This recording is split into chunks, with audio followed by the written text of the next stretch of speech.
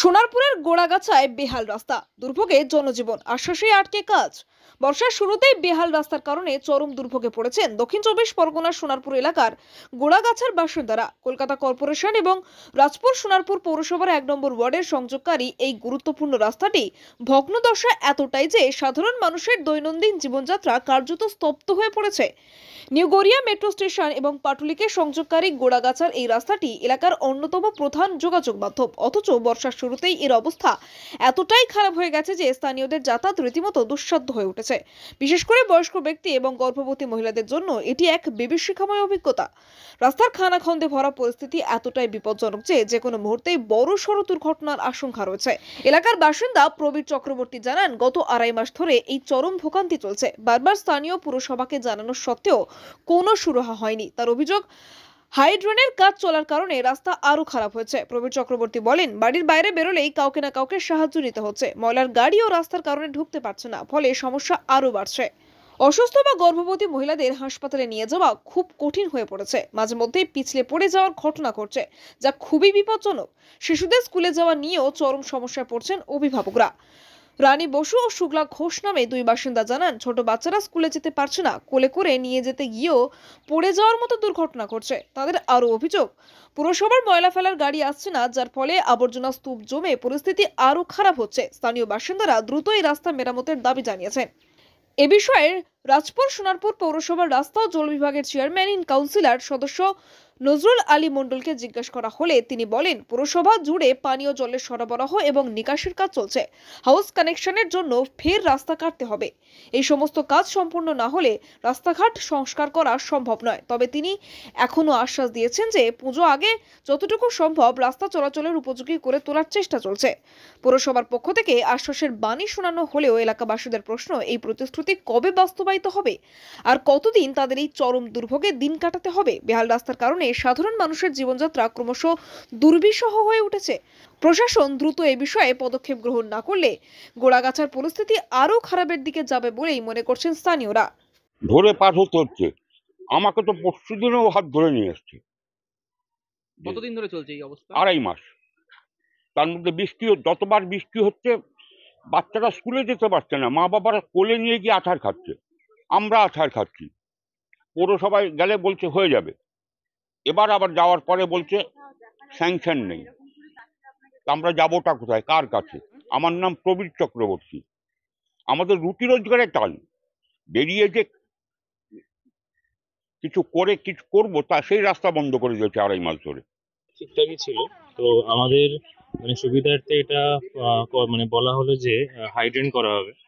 তো হাইড্রেন করার জন্য ঠিক আছে, সবকিছু উদ্বোধন হলো, সবকিছু করা হলো। তো বলা হয়েছিল যে 2 মাসের মধ্যে মোটামুটি রাস্তাটা চলার যোগ্য করে দেওয়া হবে, কিন্তু সেটা নিয়ম মতো এখনো পর্যন্ত কিছুই করা হয়নি। এবারে অনেকবার আমাদের কাউন্সিলর যিনি আছেন ওনার সাথে কথাও বলা হয়েছে, সবকিছু বলা হয়েছে। যেটা উনি বললেন যে অনেকবার উনি মানে বিভিন্ন কারণে এটাকে অনেক অজুহাত দিয়ে বলেছেন যে করে দেবো বা কিছু করছি, এখনো সেটা হয়নি ঠিক মতো। তো মেন যে সমস্যাটা হচ্ছে আপনার এখনো মানে আমাদের যে গার্বেজের সমস্যাটা, এই মানে গার্বেজ নিতে আসে না, মানে প্রচন্ড দুর্গন্ধ বেরোয় পুরো ফ্ল্যাট চত্বরে। তারপরে আপনার যে প্রেগনেন্ট মহিলা বা বয়স্ক মহিলা, এদের জন্য মেন সমস্যা। আমরা তো না হয় যে করে হোক বেরিয়ে যাবে, কিন্তু কোনো ইমার্জেন্সি কন্ডিশন হলে, যদি কোনো প্রেগনেন্ট মহিলা হঠাৎ করে যদি কিছু হয় বা কোনো বয়স্ক মানুষের যদি কিছু হয়, তখন এর দায়িত্বটা কে নেবে? এর দায়িত্ব তো কাউকে না কাউকে নিতে হবে। তো ইমিডিয়েট যাতে এই খেলারাম সর্দার সরণি পুরোটা যাতায়াতের জন্য যোগ্য করে দেওয়া হয়, এটা আমি রিকোয়েস্ট করব গভর্নমেন্টকে। আমাদের কাউন্সিলর স্যার যিনি আছেন বা আমাদের ফিরদৌস না, একদমই না। সেটা আমাদের কর্পোরেশনের কথা বলা হয়েছিল, তো কাউন্সিলর বলেছে তারপরে ব্যবস্থা করবে। তো সেভাবে প্রপারলি সেই ব্যবস্থাটা মানে আমরা মানে সন্তুষ্ট নই সেই ব্যবস্থাতে। অসুবিধা তো অবশ্যই হচ্ছে, বিশেষ করে আমাদের মতন মহিলাদের, যাদের বাচ্চাদেরকে নিয়ে ডেলি স্কুলে যাতায়াত করতে হয়। তাছাড়াও অনেক সমস্যা, বয়স্কদের নিয়ে সমস্যা। ইভেন প্রেগনেন্ট মহিলা যারা আছে তারা ঠিকঠাকভাবে যে গাড়ি ক্যাব বুক করে যে বাড়ির সামনে থেকে উঠবে, সেটা সম্ভব হচ্ছে না। তো তাদেরকে নিয়ে বেশি চিন্তিত আমরা সবাই এখানে। আর সত্যি কথা বলতে ডেলি এই জিনিসটা মানে নেওয়া যাচ্ছে না, কিছুতেই মেনে নেওয়া যাচ্ছে না। তো এটা আমরা চাইবো সরকার যাতে এর জন্য মানে স্টেপ নেয় খুব তাড়াতাড়ি। ইভেন আমি পার্সোনালি সায়নী ঘোষ ম্যাডামকে, আমাদের যে এমপি আছেন, তাকে আমি ট্যাগ করে আমি পাঠিয়েছি আমাদের এখানে ভিডিও। তো আমি এখনো পর্যন্ত কোনো রেসপন্স পাইনি তাদের তরফ থেকে। তো আমি বারবার বলছি সরকারকে যে এদিকে একটু নজর দেওয়া হোক। রাজপুর সোনারপুর পৌরসভার প্রায় 50 বর্গ কিলোমিটার যার আয়তন, 35টা ওয়ার্ড, 5.5 লক্ষ নাগরিক, তার বেশি হবে কম হবে না।